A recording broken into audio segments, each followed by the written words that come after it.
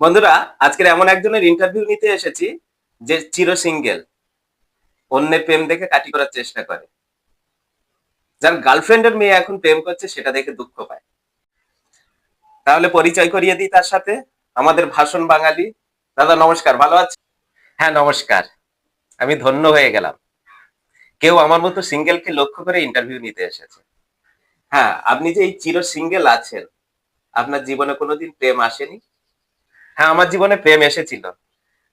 প্রেম একবার এসেছিল নীরবে। প্রেম একবার এসেছিল নীরবে, সেটা তুষের আগুনের মতো চাপা পড়ে আছে, আর কোনোদিন ফুটে ওঠেনি। আমি বলতেই পারিনি কোনোদিন তাকে।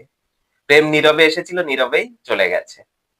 তাকে পছন্দ করতেন, তো যাকে কোনোদিন আপনার প্রেমের কথা বলেননি, নীরবে আপনার প্রেমটা চাপা দিয়ে গেছেন, তার নামটা একবার বলুন। এই সোশ্যাল মিডিয়ায় তার সম্পর্কে একটু কিছু বলুন। তার নাম আমি সোশ্যাল মিডিয়ায় বলবো না। তো তার মেয়ে এখন প্রেম করে, আমি দেখি। এই 14ই ফেব্রুয়ারি উপলক্ষে আপনার কি প্ল্যান রাখা আছে? বাড়িতে হাত নাড়বেন, না কোথাও ঘুরতে যাবেন? ফেব্রুয়ারি ভ্যালেন্টাইন্স ডে সাথে সাথে আমি ব্ল্যাক ডে পালন করব। আমাদের সবারই মনে রাখা উচিত এই ব্ল্যাক ডে বলে একটা ডে আছে। ভ্যালেন্টাইন্স ডেটা শুধু এগিয়ে নিয়ে যাওয়া উচিত না, সঙ্গে ব্ল্যাক ডেটা এগিয়ে নেওয়া দরকার।